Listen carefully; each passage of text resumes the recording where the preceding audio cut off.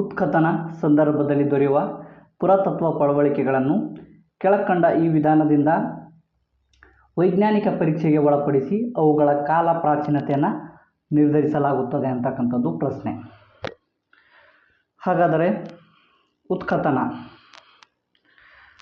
ನಾವು ನೋಡ್ತೀವಿ. ಉದಾಹರಣೆಗೆ ಕೆಲವೊಂದು ಕಡೆ ಏನದಂದ್ರೆ ಭೂಮಿಯನ್ನು JCBಯಿಂದ ಅಗೆಯುವಾಗ ಕೆಲವು ವಿಗ್ರಹಗಳನ್ನು ಪತ್ತೆ ಆಗ್ತಕ್ಕಂಥದ್ದು ನೋಡ್ತೀವಿ, ಅಂದರೆ ಸಿಗ್ತಕ್ಕಂಥದ್ದು ನೋಡ್ತೀವಿ. ಈ ಒಂದು ಸಿಕ್ಕಂಥ ಜಾಗದಲ್ಲಿ ಏನದಂದ್ರೆ ಸಂಶೋಧನಾಕಾರರು ಏನದಂದ್ರೆ ವೈಜ್ಞಾನಿಕವಾಗಿ ಏನದಂದ್ರೆ ಭೂಮಿಯನ್ನು ಅಗಿತಕ್ಕಂಥದ್ದು ನೋಡ್ತೀವಿ. ಇದನ್ನು ಏನಂತೇಳಿ ಕರೀತಾರಂದ್ರೆ ಉತ್ಖನನ ಅಂಥೇಳಿ ಕರಿತಕ್ಕಂಥದ್ದು ನೋಡ್ತೀವಿ. ಅದೇ ರೀತಿಯಾಗಿ ಏನದಂದ್ರೆ ಈ ಒಂದು ಉತ್ಖನನ ಸಂದರ್ಭದಲ್ಲಿ ಅಂದರೆ ಏನಂದ್ರೆ ಸಂಶೋಧನೆ ಅಥವಾ ಉತ್ಖನನದಿಂದ ದೊರೆತಕ್ಕಂತಹ ಶಾಸನಗಳಾಗಿರ್ಬೋದು, ನಾಣ್ಯಗಳಾಗಿರ್ಬೋದು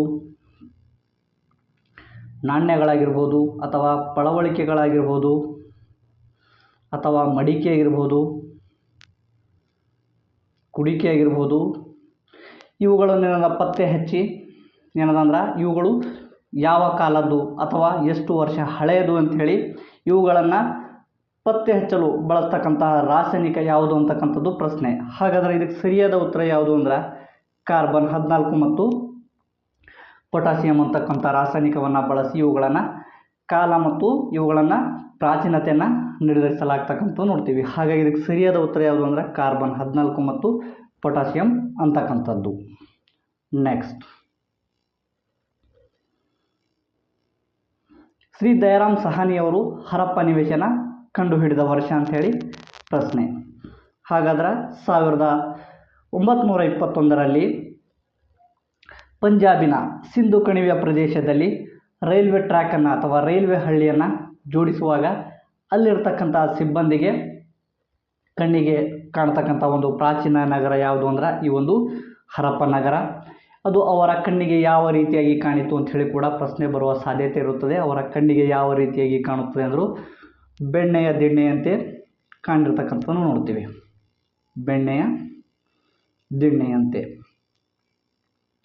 ಅದೇ ರೀತಿಯಾಗಿ ಏನದ ಅಂದ್ರೆ ಈ ಒಂದು ಹರಪ್ಪ ನಗರ ಯಾವ ನದಿಯ ದಂಡೆಯ ಮೇಲೆ ಕಂಡು ಬರ್ತದೆ ಅಂತೇಳಿ ಕೂಡ ಪ್ರಶ್ನೆ ಬರುವ ಸಾಧ್ಯತೆ ಇದೆ. ಯಾವ ನದಿಯ ಮೇಲೆ ಅಂದರೆ ಇದು ರಾವಿ ನದಿಯ ದಂಡೆಯ ಮೇಲೆ. ಇದನ್ನು ದಯಾರಾಮ್ ಸಹಾನಿಯವರು 1921ರಲ್ಲಿ ಈ ಒಂದು ನಗರವನ್ನು ಸಂಶೋಧನೆಯನ್ನು ಮಾಡಿರ್ತಕ್ಕಂಥದ್ದು ನೋಡ್ತೀವಿ. ಸೊ ಹಾಗಾಗಿ ಇದಕ್ಕೆ ಸರಿಯಾದ ಉತ್ತರ ಯಾವುದು ಅಂದರೆ 1921 ಅಂತಕ್ಕಂಥದ್ದು. ನೆಕ್ಸ್ಟ್, ಇತಿಹಾಸದ ಪಿತಾಮಹ ಯಾರು ಅಂತಕ್ಕಂಥದ್ದು ಪ್ರಶ್ನೆ. ಇತಿಹಾಸದ ಪಿತಾಮಹ ಯಾರನ್ನ ಅಂತೇಳಿ ಕರೀತಾರೆ ಅಂದ್ರೆ ಹೆರೋಡೋಟಸ್. ಅದೇ ರೀತಿಯಾಗಿ ಗೊತ್ತಿರಬೇಕು ಭಾರತದ ಇತಿಹಾಸದ ಪಿತಾಮಹ ಯಾರು ಅಂದ್ರೆ ಕಲ್ಲಹಣ. ನೆಕ್ಸ್ಟ್, ಬುದ್ಧನು ತನ್ನ ಪ್ರಥಮ ಪ್ರವಚನವನ್ನು ಸಾರನಾಥದಲ್ಲಿ ನೀಡಿದ ಘಟನೆಯನ್ನು ಏನೆಂದು ಕರೆಯುತ್ತಾರೆ ಅಂತಕ್ಕಂಥದ್ದು ಪ್ರಶ್ನೆ. ಬುದ್ಧನು ತನ್ನ ಪ್ರಥಮ ಪ್ರವಚನ ಅಥವಾ ತನ್ನ ಪ್ರಥಮ ಬೋಧನೆಯನ್ನು ನೀಡಿದ ಏನಂತೇಳಿ ಕರೀತಾರೆ ಅಂದ್ರೆ ಧರ್ಮಚಕ್ರ ಪ್ರವರ್ತನ ಅಂಥೇಳಿ ಕರಿತಕ್ಕಂಥದ್ದು ನೋಡ್ತೀವಿ. ಅಂದರೆ ಬುದ್ಧನು ತನ್ನ ರಾಜ್ಯ ಭೋಗವನ್ನು ತ್ಯಜಿಸಿ ಸನ್ಯಾಸಿಯನ್ನು ಆಗ್ತಕ್ಕಂಥದ್ದು ನೋಡ್ತೀವಿ. ಅದೇ ರೀತಿಯಾಗಿ ಏನಂದ್ರೆ ಜ್ಞಾನವನ್ನು ಪಡೆಯಲು ನಿರತನಾಗ್ತಕ್ಕಂಥದ್ದು ನೋಡ್ತೀವಿ. ಜ್ಞಾನವನ್ನು ಪಡೆದ ನಂತರ ಮೊದಲ ಒಂದು ಬೋಧನೆಯನ್ನು ನೀಡಿದ್ದು ಎಲ್ಲಿ ಅಂಥೇಳಿ ಅಂದರೆ ವಾರಣಾಸಿ ಅಂದರೆ ಕಾಶಿಯ ಸಮೀಪದ ಸಾರನಾಥದ ಜಿಂಕೆವನದಲ್ಲಿ ತನ್ನ ಪ್ರಥಮ ಪ್ರವಚನ ಅಥವಾ ಬೋಧನೆ ನೀಡಿದನ್ನು ಏನಂತೇಳಿ ಕರೀತಾರೆ ಅಂದ್ರೆ ಧರ್ಮಚಕ್ರ ಪ್ರವರ್ತನ ಅಂತೇಳಿ ಕರಿತಕ್ಕಂಥದ್ದು ನೋಡ್ತೀವಿ. ಸೊ ಹಾಗಾಗಿ ಇದಕ್ಕೆ ಸರಿಯಾದ ಉತ್ತರ ಯಾವುದು ಅಂದರೆ ಧರ್ಮಚಕ್ರ ಪ್ರವರ್ತನ ಅಂತಕ್ಕಂಥದ್ದು. ನೆಕ್ಸ್ಟ್, ಈ ಕೆಳಗಿನ ಹೇಳಿಕೆಗಳನ್ನು ಪರಿಶೀಲಿಸಿ ಸರಿಯಾದ ಉತ್ತರವನ್ನು ಆರಿಸಿ ಅಂತಕ್ಕಂಥದ್ದು ಪ್ರಶ್ನೆ. ಮೊದಲೇದಾಗಿ ನೋಡ್ತೀವಿ, ಅಶೋಕನು ಶಿಲಾಶಾಸನಗಳನ್ನು ಹೊರಡಿಸಿದ ಭಾರತದ ಮೊದಲ ಸಾಮ್ರಾಟ. ಹಾಗಾದ್ರೆ ಇದು ಸರಿಯಾದದ್ದು ಹೇಗೆ ಅಂತೇಳಿ ನಮ್ಗೆ ಗೊತ್ತಿರಬೇಕು. ಅಶೋಕ ಅಂದ್ರೆ ಯಾರು ಅಂದ್ರೆ ಮೌರ್ಯ ಸಾಮ್ರಾಜ್ಯದ ಸುಪ್ರಸಿದ್ಧ ದೊರೆ ಯಾರು ಅಂದ್ರೆ ಅಶೋಕ. ಅದೇ ರೀತಿಯಾಗಿ ಏನಂದ್ರೆ ಅಶೋಕನನ್ನು ಶಿಲಾಶಾಸನಗಳ ಪಿತಾಮಹ ಅಂಥೇಳಿ ಕರಿತಕ್ಕಂಥದ್ದು ನೋಡ್ತೀವಿ.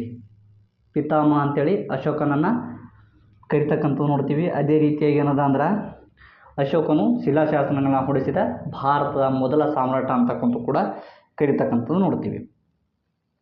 ಅದೇ ರೀತಿಯಾಗಿ ಏನದ ಅಂದ್ರೆ ನೆಕ್ಸ್ಟ್, ಚಂದ್ರಗುಪ್ತ ಮೌರ್ಯನು ಸೆಲ್ಯೂಕಸ್ನನ್ನು ಸೋಲಿಸಿ ಅವನ ಮಗಳ ವಿವಾಹವಾದನು. ಹಾಗಾದ್ರೆ ಚಂದ್ರಗುಪ್ತ ಮೌರ್ಯ ಅಂದ್ರೆ ಮೌರ್ಯ ಸಾಮ್ರಾಜ್ಯ ಸ್ಥಾಪಿಸಿದ ಕೀರ್ತಿ ಯಾರಿಗೆ ಸಲ್ಲುತ್ತದೆ ಅಂದ್ರೆ ಚಂದ್ರಗುಪ್ತ ಮೌರ್ಯರಿಗೆ ಸಲ್ತಕ್ಕಂಥದ್ದು ನೋಡ್ತೀವಿ. ಅದೇ ರೀತಿಯಾಗಿ ಏನದಂದ್ರೆ ಚಂದ್ರಗುಪ್ತನಿಂದ ಸೋತು ಅಂದರೆ ಸೆಲ್ಯೂಕಸ್ನನ್ನು ಸೋಲಿಸಿ ಅವನ ಮಗಳ ವಿವಾಹವನ್ನು ಆಗ್ತಕ್ಕಂಥದ್ದು ನೋಡ್ತೀವಿ. ಅದೇ ರೀತಿಯಾಗಿ ಏನದ ಚಂದ್ರಗುಪ್ತನಿಂದ ಸೋತು ಬಿಟ್ಟು ಕೊಟ್ಟ ಪ್ರದೇಶಗಳು ಯಾವುವು ಅಂತ ಹೇಳಿ ಗೊತ್ತಿರ್ಬೇಕು ನಮ್ಗೆ. ಹೇರಾತು, ಅದೇ ರೀತಿಯಾಗಿ ಏನದಂದ್ರೆ ಕಂದಹಾರು, ಅದೇ ರೀತಿಯಾಗಿ ಏನದಂದ್ರೆ ಕಾಬೂಲ್. ನೆಕ್ಸ್ಟ್, ಮಹಾವೀರನು ಪವಿತ್ರ ಕ್ಷೇತ್ರಗಳಾದ ಲುಂಬಿನಿವನ, ಕಪಿಲವಸ್ತು, ಸಾರನಾಥಗಳಲ್ಲಿ ಧರ್ಮಗೋಷ್ಠಿ ಏರ್ಪಡಿಸಿದನು. ಇದು ತಪ್ಪಾದ್ದು. ಶ್ರವಣ ಬೆಳಗೊಳ ಜೈನ ಧರ್ಮದ ಪುಣ್ಯಕ್ಷೇತ್ರ. ಹಾಗಾದ್ರೆ ಶ್ರವಣ ಬೆಳಗೊಳ ಜೈನ ಧರ್ಮದ ಪುಣ್ಯಕ್ಷೇತ್ರ ಇದು ಸರಿಯಾದದ್ದು. ಹಾಗಾದ್ರೆ ನಮ್ಗೆ ಗೊತ್ತಿರಬೇಕು ಜೈನ ಧರ್ಮದ ಬಗ್ಗೆ. ಜೈನ ಧರ್ಮದ ಸ್ಥಾಪಕ ಯಾರು ಅಂದ್ರೆ ವೃಷಭನಾಥ. ಅದೇ ರೀತಿಯಾಗಿ ಏನಂದ್ರೆ ಜೈನ ಧರ್ಮದ ಕೊನೆಯ ತೀರ್ಥಂಕ ಅಂದರೆ 24ನೇ ತೀರ್ಥಂಕ ಯಾರು ಅಂಥೇಳಿ ನಮ್ಗೆ ಗೊತ್ತಿರಬೇಕು. ಹಾಗಾದ್ರೆ ಕೊನೆಯ ತೀರ್ಥಂಕ ಯಾರು ಅಂಥೇಳಿ ಅಂದ್ರೆ ಮಹಾವೀರ. ಅದೇ ರೀತಿಯಾಗಿ ಏನಂದ್ರೆ ಇವರ ಒಂದು ಕರ್ನಾಟಕದಲ್ಲಿ ಇರತಕ್ಕಂಥ ಪುಣ್ಯಕ್ಷೇತ್ರಗಳ ಬಗ್ಗೆ ಗೊತ್ತಿರಬೇಕು. ಯಾವುವು ಅಂದ್ರೆ ಶ್ರವಣ ಬೆಳಗೊಳ, ಅದೇ ರೀತಿಯಾಗಿ ಮೂಡಬಿದ್ರೆ, ಅದೇ ರೀತಿಯಾಗಿ ಏನಂದ್ರೆ ಬೆಳಗಾವಿ, ಅದೇ ರೀತಿಯಾಗಿ ಏನಂದ್ರೆ ಕಂಬದಹಳ್ಳಿ. ಇವು ಜೈನ ಧರ್ಮದ ಕರ್ನಾಟಕದಲ್ಲಿ ಬರ್ತಕ್ಕಂಥ ಪುಣ್ಯ ಕ್ಷೇತ್ರಗಳನ್ನು ನೋಡ್ತೀವಿ. ನೆಕ್ಸ್ಟ್, ಈ ಕೆಳಗಿನ ಸ್ಥಳಗಳಲ್ಲಿ ಗಾಂಧಾರ ಶೈಲಿಯ ಕಲಾಶಿಲ್ಪಗಳು ಹೆಚ್ಚಾಗಿ ಕಂಡುಬರುತ್ತವೆ. ಅಂದ್ರೆ ಯಾವ ಸ್ಥಳದಲ್ಲಿ ಏನಂದ್ರೆ ಗಾಂಧಾರ ಶೈಲಿಯ ಕಲಾಶಿಲ್ಪಗಳು ಹೆಚ್ಚಾಗಿ ಕಂಡುಬರುತ್ತವೆ ಅಂತಕ್ಕಂಥದ್ದು ಪ್ರಶ್ನೆ. ಹಾಗಾದ್ರೆ ಇದಕ್ಕೆ ಸರಿಯಾದ ಉತ್ತರ ಯಾವುದು ಅಂದ್ರೆ ಮಥುರೈ, ಕನಿಷ್ಕಪುರ, ತಕ್ಷಶಿಲಾ, ಗಾಂಧಾರ ಅಂತಕ್ಕಂಥದ್ದು ಇದಕ್ಕೆ ಸರಿಯಾದ ಉತ್ತರ. ಹಾಗಾದ್ರೆ ಮೌರ್ಯ ಸಾಮ್ರಾಜ್ಯದ ನಂತರ ಬರ್ತಕ್ಕಂಥ ಸಾಮ್ರಾಜ್ಯ ಯಾವುದು ಅಂದ್ರೆ ಕುಶಾಣರು ನೋಡ್ತೀವಿ. ಈ ಒಂದು ಕುಶಾಣರ ಕಾಲದಲ್ಲಿ ಬರ್ತಕ್ಕಂಥ ಒಂದು ಕಲಾಶೈಲಿ ಯಾವುದು ಅಂದ್ರೆ ಗಾಂಧಾರ ಶೈಲಿ. ಈ ಒಂದು ಗಾಂಧಾರ ಶೈಲಿಯ ಕಲಾಶಿಲ್ಪಗಳು ಹೆಚ್ಚಾಗಿ ಕಂಡು ಬರ್ತಕ್ಕಂಥದ್ದು ಮಥುರೈ, ಕನಿಷ್ಕಪುರ, ತಕ್ಷಶಿಲಾ, ಗಾಂಧಾರ. ನೆಕ್ಸ್ಟ್, ಪಟ್ಟಿ ಎ ಯಲ್ಲಿ ಗ್ರಂಥಕರ್ತರು ಮತ್ತು ಪಟ್ಟಿ ಬಿ ಯಲ್ಲಿ ಅವರು ಬರೆದಿರುವ ಗ್ರಂಥಗಳನ್ನು ಪಟ್ಟಿ ನೀಡಲಾಗಿದೆ. ಇವುಗಳನ್ನು ನಾವೇನು ಮಾಡಬೇಕು, ಹೊಂದಿಸಬೇಕು. ಮೊದಲನೇದಾಗಿ ನೋಡ್ತೀವಿ ನಾವು ವರಾಹ ಮಿಹಿರ. ಇವರು ಬರೆದಂಥದ್ದು ಗ್ರಂಥ ಯಾವುದು ಅಂದ್ರೆ ಬೃಹತ್ ಜಾತಕ. ಇದು ಒಂದು ಜಾತಕ ಅಂತ ಹೇಳಿ ನೋಡ್ತೀವಿ. ಅದೇ ರೀತಿಯಾಗಿ ಇವರು ಬರೆತಕ್ಕಂಥದ್ದು ಲಘು ಜಾತಕ, ಸಮಸ ಜಟಕ, ಬೃಹತ್ ಯೋಗ. ಅದೇ ರೀತಿಯಾಗಿ ನೋಡ್ತೀವಿ ನಾವು. ನೆಕ್ಸ್ಟು ಆರ್ಯಭಟ. ಇವರು ಸುಪ್ರಸಿದ್ಧ ಗಣಿತಶಾಸ್ತ್ರಜ್ಞ. ಅದೇ ರೀತಿಯಾಗಿ ಏನದಂದ್ರೆ ಖಗೋಳಶಾಸ್ತ್ರಜ್ಞನಾಗಿರ್ತಕ್ಕಂಥದ್ದು ನೋಡ್ತೀವಿ. ಇವರು ಬರೆದಂಥ ಗ್ರಂಥ ಯಾವುದು ಅಂದ್ರೆ ಸೂರ್ಯ ಸಿದ್ಧಾಂತ. ಅದೇ ರೀತಿಯಾಗಿ ವಿಷ್ಣು ಶರ್ಮ ಪಂಚತಂತ್ರ, ಕಾಳಿದಾಸನ ಮೇಘದೂತ. ನೆಕ್ಸ್ಟ್, ಈ ಕೆಳಗಿನ ಯಾವ ಗುಂಪಿನಲ್ಲಿ ದಕ್ಷಿಣದ ಭಾರತದ ರಾಜ್ಯಗಳನ್ನು ಉತ್ತರದಿಂದ ದಕ್ಷಿಣಕ್ಕೆ ಅನುಕ್ರಮವಾಗಿ ಜೋಡಿಸಲಾಗಿದೆ ಅಂತಕ್ಕಂಥದ್ದು ಪ್ರಶ್ನೆ. ಹಾಗಾದರೆ ಇದಕ್ಕೆ ಸರಿಯಾದ ಉತ್ತರ ಯಾವುದು ಅಂದ್ರೆ ಮಧುರೈ. ಇದು ಬರ್ತಕ್ಕಂಥದ್ದು ಎಲ್ಲಿ ಅಂದ್ರೆ ತಮಿಳುನಾಡಿನಲ್ಲಿ. ಅದೇ ರೀತಿಯಾಗಿ ನೆಕ್ಸ್ಟು ವಾರಂಗಲ್, ಇದು ಬರ್ತಕ್ಕಂಥದ್ದು ತೆಲಂಗಾಣದಲ್ಲಿ. ದಾರಸಂದ್ರ, ಇದು ಬರ್ತಕ್ಕಂಥದ್ದು ಕರ್ನಾಟಕದಲ್ಲಿ. ದೇವಗಿರಿ ಕರ್ನಾಟಕದಲ್ಲಿ. ಸೊ ಹಾಗೆ ಇದಕ್ಕೆ ಸರಿಯಾದ ಉತ್ತರ ಯಾವುದು ಅಂದ್ರೆ ಎರಡನೇ ಆಪ್ಷನ್. ನೆಕ್ಸ್ಟ್, ಈ ಕೆಳಗಿನ ಹೇಳಿಕೆಗಳಲ್ಲಿ ಸರಿ ಎಂದರೆ ಟಿ ಅಥವಾ ತಪ್ಪು ಎಂದರೆ ಎಫ್ ಎಂಬ ಅನುಕ್ರಮವಾದ ಜೋಡಣೆಯನ್ನು ಆಯ್ಕೆ ಮಾಡಿ. ಮೊದಲನೇದು, ಹೊಯ್ಸಳೇಶ್ವರ ದೇವಾಲಯ ದ್ವಿಕೂಟ ಮಾದರಿಯದು. ಇದು ಸರಿಯಾದ ಹೇಳಿಕೆ. ಕಮಲ್ ಮಹಲ್ ಹಿಂದೂ ವಾಸ್ತುಶೈಲಿಯ ಉದಾಹರಣೆ. ಇದು ತಪ್ಪಾದ ಹೇಳಿಕೆ ಅಂತೇಳಿ ನಾವು ನೋಡ್ತೀವಿ. ಸೋಮನಾಥ್ಪುರದ ಕೇಶವ ದೇವಾಲಯ ಚತುಷ್ಪುಟ ಮಾದರಿದು. ಇದು ಕೂಡ ತಪ್ಪಾದ ಹೇಳಿಕೆ. ಪಿಸುಗುಟ್ಟುವ ಮೊಗಸಾಲೆ ಗೋಳಗುಮ್ಮಟದಲ್ಲಿದೆ. ಇದು ಸರಿಯಾದ ಹೇಳಿಕೆ. ಹಾಗಾಗಿ ಮೊದಲನೇದು ಮತ್ತು ನಾಲ್ಕನೇದಿಲ್ಲಿ ಸರಿಯಾದ ಹೇಳಿಕೆಗಳನ್ನ ನೋಡ್ತೀವಿ. ಅದೇ ರೀತಿಯಾಗಿ ಎರಡನೇದು ಮತ್ತು ಮೂರನೇದು ಇಲ್ಲಿ ತಪ್ಪಾದ ಹೇಳಿಕೆಗಳನ್ನು ನಾವು ನೋಡ್ತೀವಿ. ನೆಕ್ಸ್ಟ್, ಈ ಕೆಳಗಿನ ಘಟನೆಗಳನ್ನು ಕಾಲಾನುಕ್ರಮದಲ್ಲಿ ಜೋಡಿಸಿ ಅಂತಕ್ಕಂಥದ್ದು. ಮೊದಲನೇದಾಗಿ ನೋಡ್ತೀವಿ ತಾಳಿಕೋಟೆ ಕದನ. ಇದನ್ನು ರಕ್ಕಸ್ತಂಗಡಿ ಕದನ ಅಂಥೇಳಿ ಕರಿತಕ್ಕಂಥದ್ದು ನೋಡ್ತೀವಿ. ಇದು ನಡೆದ ಕಾಲಾವಧಿ ಯಾವುದು ಅಂದ್ರೆ 1565ರಲ್ಲಿ ನಡೀತಕ್ಕಂಥದ್ದು ನೋಡ್ತೀವಿ. ಈ ಒಂದು ಕದನ ಏನದಂದ್ರೆ ವಿಜಯನಗರ ಸಾಮ್ರಾಜ್ಯ ಅದೇ ರೀತಿಯಾಗಿ ಏನಂದ್ರೆ ದಕ್ಷಿಣ ಸುಲ್ತಾನರ ನಡುವೆ ನಡೆದಂಥ ಕದನ. ಈ ಒಂದು ಕದನದಲ್ಲಿ ಏನಂದ್ರೆ ದಕ್ಷಿಣ ಸುಲ್ತಾನರು ಏನಂದ್ರೆ ವಿಜಯವನ್ನು ಸಾಧಿಸ್ತಕ್ಕಂಥದ್ದನ್ನು ನೋಡ್ತೀವಿ. ಅದೇ ರೀತಿಯಾಗಿ ಏನದಂದ್ರೆ ಮೊದಲನೇ ಪಾಣಿಪತ್ ಕದನ. ಈ ಒಂದು ಕದನ ಬಾಬರ್ ಮತ್ತು ಇಬ್ರಾಹಿಂ ಲೋಧಿಯ ನಡುವೆ ನಡೀತಕ್ಕಂಥ ಕದನ.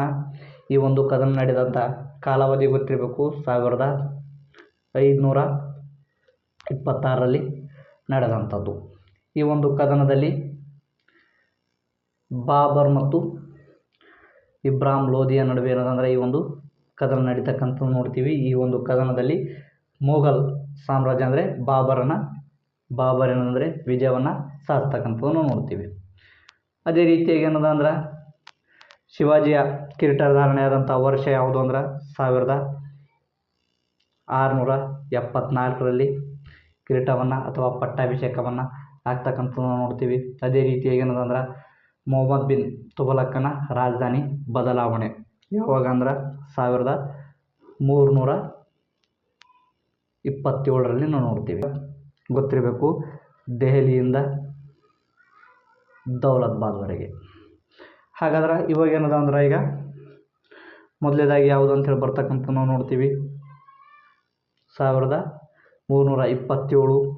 ಅದೇ ರೀತಿಯಾಗಿ ಎರಡನೆಯದು 1526. ಅದೇ ರೀತಿಯಾಗಿ ಏನದಂದ್ರೆ ಮೂರನೇ ನೋಡ್ತೀವಿ ನಾವು ತಾಳಿಕೋಟೆ ಕದನ. ನಾಲ್ಕನೇದು ಶಿವಾಜಿಯ ಕಿರೀಟಧಾರಣೆ. ಇದು ಸರಿಯಾದ ಉತ್ತರ. ನೆಕ್ಸ್ಟ್, ದ್ವೈತ ಸಿದ್ಧಾಂತದ ತತ್ವ. ದ್ವೈತ ಸಿದ್ಧಾಂತದ ಪ್ರತಿಪಾದಕರು ಯಾರು ಅಂದ್ರೆ ಮಧ್ವಾಚಾರ್ಯರು. ಇವರ ಒಂದು ಸಿದ್ಧಾಂತ ಬಂದ್ಬಿಟ್ಟು ಜೀವಾತ್ಮ ಮತ್ತು ಪರಮಾತ್ಮ ಎರಡು ಬೇರೆ ಅಂತಕ್ಕಂಥದ್ದು. ಸೊ ಹಾಗಾಗಿ ಇದಕ್ಕೆ ಸರಿಯಾದ ಉತ್ತರ ಯಾವುದು ಅಂದ್ರೆ ಜೀವಾತ್ಮ ಮತ್ತು ಪರಮಾತ್ಮ ಎರಡು ಬೇರೆ ಅಂತಕ್ಕಂಥದ್ದು. ಅದೇ ರೀತಿಯಾಗಿ ಏನಂದ್ರೆ ನಮ್ಗೆ ಗೊತ್ತಿರಬೇಕು, ದ್ವೈತ ಸಿದ್ಧಾಂತದ ಪ್ರತಿಪಾದಕರಾಗಿರ್ತಕ್ಕಂಥ ಮಧ್ವಾಚಾರ್ಯರ ಒಂದು ಆರಾಧ್ಯ ದೈವ ಯಾರು ಅಂದ್ರೆ ವಿಷ್ಣು. ನೆಕ್ಸ್ಟ್,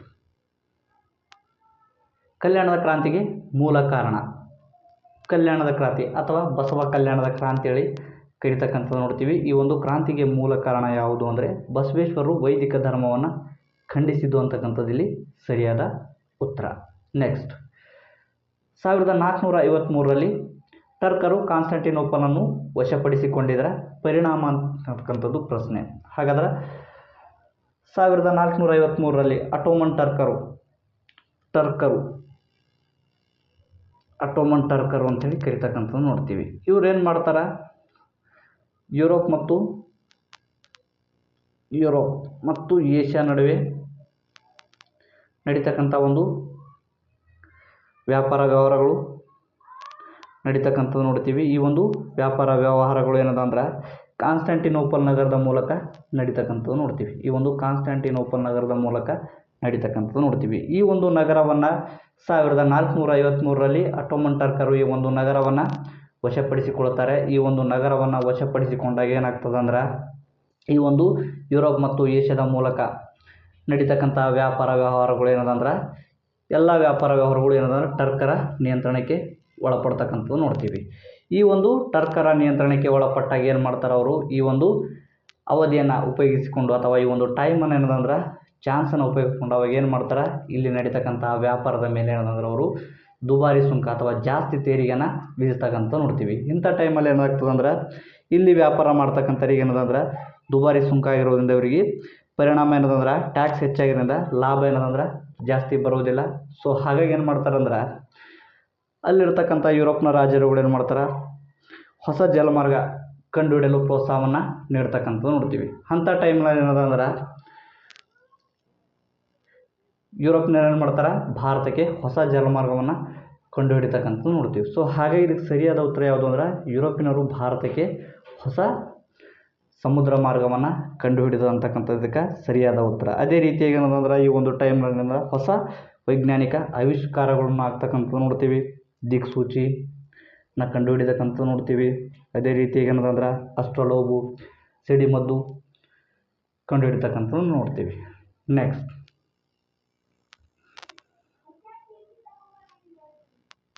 ಪ್ರಥಮ ಸ್ವಾತಂತ್ರ್ಯ ಸಂಗ್ರಾಮ ವಿಫಲತೆಗೆ ಈ ಕೆಳಗಿನ ಯಾವ ಘಟನೆ ಕಾರಣವಲ್ಲ ಅಂತಕ್ಕಂಥದ್ದು ಪ್ರಶ್ನೆ. ಯಾವ ಘಟನೆ ಕಾರಣವಲ್ಲ ಅಂತಕ್ಕಂಥದ್ದು ಮೊದಲಿಗೆ ನಮ್ಗೆ ಗೊತ್ತಿರಬೇಕು. ಭಾರತ ಪ್ರಥಮ ಸ್ವಾತಂತ್ರ್ಯ ಸಂಗ್ರಾಮ ನಡೆದ ವರ್ಷ ಯಾವುದಂದ್ರೆ 1857ರಲ್ಲಿ ನಡೀತಕ್ಕಂಥದ್ದು ನೋಡ್ತೀವಿ. ಹಾಗಾದರೆ ನಡೆಯಲು ಕಾರಣಗಳು ಗೊತ್ತಿರಬೇಕು. ಮೊದಲನೇದಾಗಿ ದತ್ತುಪುತ್ರರಿಗೆ ಹಕ್ಕಿಲ್ಲ ಎಂಬ ನೀತಿ, ಇದನ್ನು ಜಾರಿಗೆ ತಂದವರು ಯಾರು ಅಂದ್ರೆ ಲಾರ್ಡ್ ಡಾಲ್ಹೌಸಿ. ಎರಡನೆಯದು ಇಂಗ್ಲೆಂಡಿನಲ್ಲಿ ನಡೆದ ಕೈಗಾರಿಕಾ ಕ್ರಾಂತಿ. ಮೂರನೆಯದು ಭಾರತೀಯ ಸೈನಿಕರ ವೇತನ ಬಡ್ತಿ. ಅದೇ ರೀತಿಯಾಗಿ ನಾಲ್ಕನೇದು ಗೊತ್ತಿರಬೇಕು ಬ್ರಿಟಿಷರ ಒಂದು ಹೊಸ ಕಾಯ್ದೆ ಮತ್ತು ರೂಲ್ಸ್ಗಳು ಕೂಡ ಏನಂತಂದ್ರೆ ಈ ಒಂದು ಭಾರತ ಪ್ರಥಮ ಸ್ವಾತಂತ್ರ್ಯ ದಂಗೆಗೆ ಕಾರಣವನ್ನು ಆಗ್ತಕ್ಕಂಥದ್ದು ನೋಡ್ತೀವಿ. ಅದೇ ರೀತಿಯಾಗಿ ಏನಂತಂದ್ರೆ ಇದರ ವಿಫಲತೆಗೆ ಕಾರಣಗಳು ಕೂಡ ನಮ್ಗೆ ಗೊತ್ತಿರಬೇಕು. ಏನಂದ್ರೆ ಈ ಒಂದು ದಂಗೆ ಏನಂತಂದ್ರೆ ಇಡೀ ಭಾರತವನ್ನು ವ್ಯಾಪಿಸದೆ ಬದಲಾಗಿ ಏನಂತಂದ್ರೆ ಸ್ವಹಿತಾಸಕ್ತಿ ಹಕ್ಕುಗಳಿಗಾಗಿ ನಡೆದಂಥ ಒಂದು ಹೋರಾಟವಾಗಿರ್ತಕ್ಕಂಥದ್ದು ನೋಡ್ತೀವಿ. ಅದೇ ರೀತಿಯಾಗಿ ಈ ಒಂದು ದಂಗೆಯಲ್ಲಿ ಏನಂದ್ರೆ ಸೂಕ್ತ ಮಾರ್ಗದರ್ಶನ ಮತ್ತು ಸಂಘಟನೆಯ ಕೊರತೆಯು ಕೂಡ ಕಾರಣವಾಗ್ತಕ್ಕಂಥದ್ದು ನೋಡ್ತೀವಿ ವಿಫಲತೆಗೆ. ಅದೇ ರೀತಿಯಾಗಿ ಏನಂದ್ರೆ ಯುದ್ಧ ಪರಿಣಿತಿ, ಯುದ್ಧ ನೀತಿ ಅಂತ ಹೇಳಿ ಕರಿತೀವಿ, ಇದರ ಒಂದು ಕೊರತೆಯನ್ನು ನಾವು ನೋಡ್ತೀವಿ.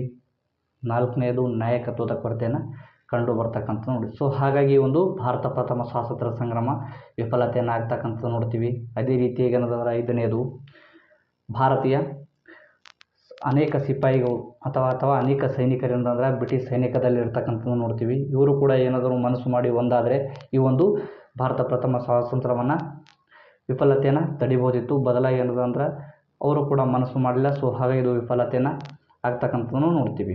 ಅದೇ ರೀತಿಯಾಗಿ ನೋಡ್ತೀವಿ ಇನ್ನಷ್ಟು ಏನದಂದ್ರೆ ಕಾರಣಗಳನ್ನ ನೋಡ್ತೀವಿ. ಮೊದಲನೇದಂದ್ರೆ ದಂಗೆಕೋರರಲ್ಲಿ ಸಮಾನ ಉದ್ದೇಶ ಇರಲಿಲ್ಲ ಅಂತಕ್ಕಂಥದ್ದು ನಾವು ನೋಡ್ತೀವಿ. ಅದೇ ರೀತಿ ಸುಸಜ್ಜಿತ ಸೇನೆ ಹಾಗೂ ಇತರೆ ಸಂಪನ್ಮೂಲಗಳು ಬ್ರಿಟಿಷರಿಗೆ ಸಂಗ್ರಾಮ ಹತ್ತಿಕ್ಕಲು ಸಹಕರಿಸಿದವು ಅಂತಕ್ಕಂಥದ್ದನ್ನು ನೋಡ್ತೀವಿ. ಅದೇ ರೀತಿಯಾಗಿ ಭಾರತ ಅರಸರುಗಳು ಒಗ್ಗೂಡಿ ದಂಗೆಗೆ ಚಾಲನೆ ನೀಡಿರಲಿಲ್ಲ ಅಂತಕ್ಕಂಥದ್ದು ನಾವು ನೋಡ್ತೀವಿ. ಹಾಗಾಗಿ ಈ ಒಂದು ಘಟನೆಗೆ ಕಾರಣವಲ್ಲ ಅಂತಕ್ಕಂಥದ್ದು ನಾವು ಫೈಂಡ್ ಔಟ್ ಮಾಡಬೇಕು. ಸೊ ಹಾಗಾಗಿ ಇದಕ್ಕೆ ಸರಿಯಾದ ಉತ್ತರ ಯಾವುದು ಅಂದ್ರೆ ಬ್ರಿಟಿಷರು ಜಾರಿಗೆ ತಂದ ದ್ವಿಕರ ಸರ್ಕಾರ ಪದ್ಧತಿ ಅಂತಕ್ಕಂಥದ್ದು. ಇದಕ್ಕೆ ಈ ಒಂದು 1857ರ ದಂಗೆ ಅಥವಾ ಭಾರತ ಪ್ರಥಮ ಸ್ವಾತಂತ್ರ್ಯ ಸಂಗ್ರಾಮಕ್ಕೆ ಈ ಒಂದು ಘಟನೆಗೆ ಕಾರಣವಲ್ಲ ಅಂತಕ್ಕಂಥದ್ದು ಯಾವುದು ಅಂದ್ರೆ ಬ್ರಿಟಿಷರು ಜಾರಿಗೆ ತಂದ ದ್ವಿಸರ್ಕಾರ ಪದ್ಧತಿ ಅಂತಕ್ಕಂಥದ್ದು. ಸೊ ಹಾಗಾಗಿ ಇದಕ್ಕೆ ಸರಿಯಾದ ಉತ್ತರ ಬ್ರಿಟಿಷರು ಜಾರಿಗೆ ತಂದ ದ್ವಿಸರ್ಕಾರ ಪದ್ಧತಿ ಅಂತಕ್ಕಂಥದ್ದು ಇಲ್ಲಿ ಸರಿಯಾದ ಉತ್ತರ. ನೆಕ್ಸ್ಟ್ ಮೂರನೆಯ ಕರ್ನಾಟಕ ಕದನದಲ್ಲಿ ಫ್ರೆಂಚರು ಸೋಲ್ನಪ್ಪದಿದ್ದರೆ ಏನಾಗ್ತಿತ್ತು ಅಂತಕ್ಕಂಥದ್ದು ಇಲ್ಲಿ ಪ್ರಶ್ನೆ. ಹಾಗಾದ್ರೆ ಮೊದಲೇ ನೋಡ್ತೀವಿ ಭಾರತದಲ್ಲಿ ಫ್ರೆಂಚರ ಸಾಮ್ರಾಜ್ಯ ಸ್ಥಾಪನೆ ಆಗ್ತಾ ಇತ್ತು. ಎರಡನೇದು ಫ್ರೆಂಚರು ಹಾಗೂ ಇಂಗ್ಲೀಷರ ನಡುವೆ ಸ್ನೇಹ ಬಾಂಧವ್ಯ ಏರ್ಪಡಲಾಗ್ತಿತ್ತು. ಮೂರನೇದು ಭಾರತದಲ್ಲಿ ಕೈಗಾರಿಕಾ ಕ್ರಾಂತಿ ಆಗ್ತಿತ್ತು.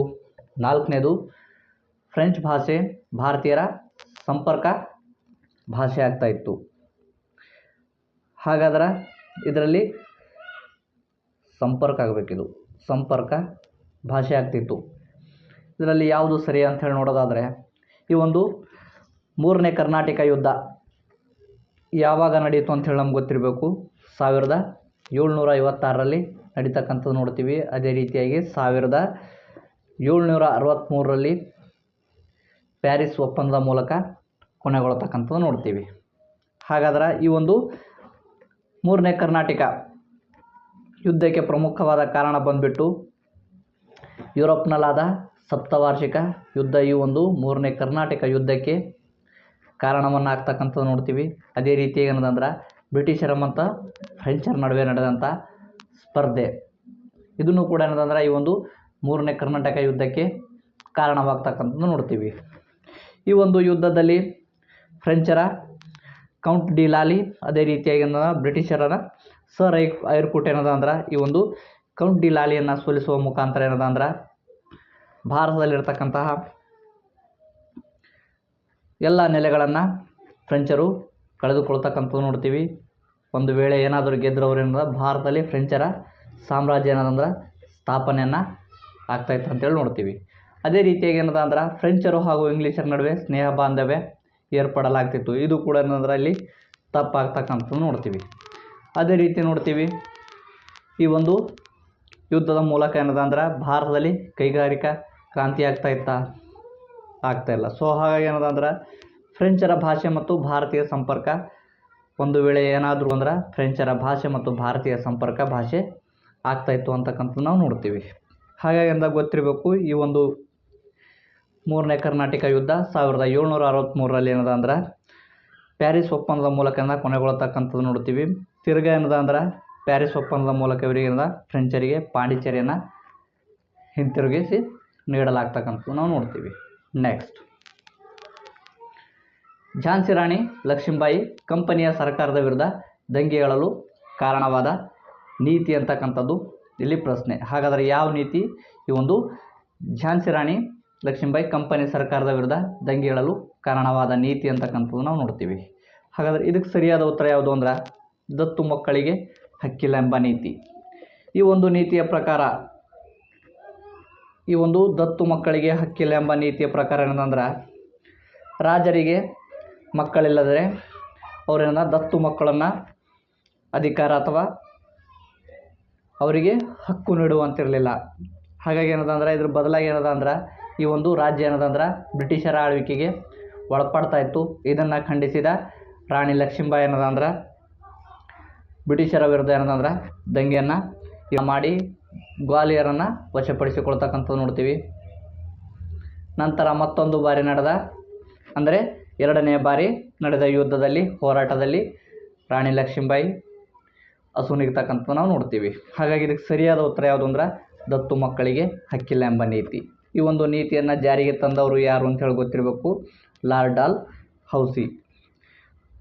ಈ ಒಂದು ನೀತಿಯ ಉದ್ದೇಶ ಏನದಂದ್ರೆ ಅಧಿಕಾರವನ್ನು ವಿಸ್ತರಣೆಯನ್ನು ಮಾಡ್ತಕ್ಕಂಥದ್ದು ಈ ಒಂದು ನೀತಿ ಯಾವುದು ಅಂದ್ರೆ ಈ ಒಂದು ದತ್ತು ಮಕ್ಕಳಿಗೆ ಹಕ್ಕಿಲ್ಲ ಎಂಬ ನೀತಿ ಅಂಥೇಳಿ ನಮ್ಗೆ ಗೊತ್ತಿರಬೇಕು. ನೆಕ್ಸ್ಟ್, ಕೆಳಗಿನ ಪಟ್ಟಿ ಎ ಪಟ್ಟಿ ಬಿ ರಲ್ಲಿನ ಸರಿಯಾದ ಉತ್ತರವನ್ನು ಆರಿಸಿ ಸೂಚಿಯನ್ನು ಉಪಯೋಗಿಸಿ ಅಂತಕ್ಕಂಥದ್ದು ಪ್ರಶ್ನೆ. ಹಾಗಾದ್ರೆ ಮೊದಲೇ ನೋಡ್ತೀವಿ ರಾಜಾರಾಮ್ ಮೋಹನ್ ರಾಯ್ ಇವರನ್ನು ಭಾರತದ ನವೋದಯ ಪಿತಾಮಹ ಅಥವಾ ಭಾರತದ ಪುನರುಜ್ಜೀವನದ ಪಿತಾಮಹ ಅಂಥೇಳಿ ಕರೀತಕ್ಕಂಥದ್ದು ನೋಡ್ತೀವಿ. 2ನೇ ನೋಡ್ತೀವಿ ದಯಾನಂದ ಸರಸ್ವತಿ ಇವರದು ಸುದ್ದಿ ಚಳುವಳಿ. ಅದೇ ರೀತಿಯಾಗಿ ನೋಡ್ತೀವಿ ಡಾಕ್ಟರ್ ಎನಿ ಬೆಸೆಂಟ್ ಇವ್ರದ್ದು ಥಿಯೋಸಾಫಿಕಲ್ ಸೊಸೈಟಿ. ಅದೇ ರೀತಿಯಾಗಿ 4ನೇದು ನೋಡ್ತೀವಿ ಜ್ಯೋತಿಬಾ ಫುಲೆ ಅಸ್ಪೃಶ್ಯ ವರ್ಗದ ಬಾಲಕಿಯರ ಶಾಲೆ ಅಂತಕ್ಕಂಥದ್ದು. ನೆಕ್ಸ್ಟ್, ಭಾರತ ಸ್ವಾತಂತ್ರ್ಯ ಸಂಗ್ರಾಮದ ಕ್ರಾಂತಿಕಾರಿಗಳ ಸರಿಯಾದ ಗುಂಪನ್ನು ಗುರುತಿಸಿ. ಇಲ್ಲಿ ನಾವು ಕ್ರಾಂತಿಕಾರಿಗಳ ಗುಂಪನ್ನು ಗುರುತಿಸಬೇಕು. ಮೊದಲೇದಾಗಿ ನೋಡ್ತೀವಿ ವಿ ಡಿ ಸಾವರ್ಕರ್ ಅವರು ಕೂಡ ಏನಂದ್ರೆ ಕ್ರಾಂತಿಕಾರಿಗಳನ್ನು ಅಂತೇಳಿ ನೋಡ್ತೀವಿ. ಅದೇ ರೀತಿಯಾಗಿ 2ನೇದು ಖುದಿರಾಮ್ ಬೋಸ್ ಇವರು ಕೂಡ ಕ್ರಾಂತಿಕಾರಿ. ಅದೇ ರೀತಿಯಾಗಿ ಏನದ ಅಂದ್ರೆ ಭಗತ್ ಸಿಂಗ್ ಇವರು ಕೂಡ ಕ್ರಾಂತಿಕಾರಿಗಳು. 4ನೇದು ಲಾಲಾ ಲಜಪತ್ ರಾಯ್. ಅದೇ ರೀತಿಯಾಗಿ ಏನದ ಅಂದ್ರೆ ಬಿಪಿನ್ ಚಂದ್ರಪಾಲ್, ಚಂದ್ರಶೇಖರ್ ಆಜಾದ್ ಕೂಡ ಇವರು ಕೂಡ ಏನಂದ್ರೆ ಕ್ರಾಂತಿಕಾರಿಗಳ ಗುಂಪಿಗೆ ಸೇರ್ತಕ್ಕಂಥ ನೋಡ್ತೀವಿ. ಅದೇ ರೀತಿಯಾಗಿ ಮದನ್ ಲಾಲ್ ಡಿಂಗ್ರಾ ಅವರು ಕೂಡ ಏನಂದ್ರೆ ಕ್ರಾಂತಿಕಾರಿಗಳ ಗುಂಪಿಗೆ ಸೇರ್ತಕ್ಕಂಥದ್ದು ನೋಡ್ತೀವಿ. ಹಾಗಾಗಿ ಸರಿಯಾದ ಉತ್ತರ ಯಾವುದು ಅಂದ್ರೆ ನಾವು ನೋಡ್ತೀವಿ ಮೊದಲನೇದು ವಿ ಡಿ ಸಾವರ್ಕರು, ಖುದಿರಾಮ್ ಬೋಸು, ಭಗತ್ ಸಿಂಗ್, ಚಂದ್ರಶೇಖರ್ ಆಜಾದ್, ಮದನ್ ಲಾಲ್ ಡಿಂಗ್ರಾ ಅವರು ಇವ್ರು ಏನಂದ್ರೆ ಕ್ರಾಂತಿಕಾರಿಗಳ ಗುಂಪಿಗೆ ಸೇರ್ತಕ್ಕಂಥದ್ದು ನೋಡ್ತೀವಿ. ಉಳಿದವರೆಲ್ಲ ನೋಡ್ತೀವಿ ರೀ ಲಾಲ್ ಬಾಲ್ ಪಾಲ್ ಅಂದರೆ ಲಾಲಾ ಲಜಪತ್ ರಾಯ್ ಅವರು, ಬಾಲ್ ಗಂಗಾಧರ್ ತಿಲಕ್ ಅವರು, ಬಿಪಿನ್ ಚಂದ್ರ ಪಾಲ್ ಇವರು ಇನ್ನುಳಿದ ಗ್ರೂಪಿಗೆ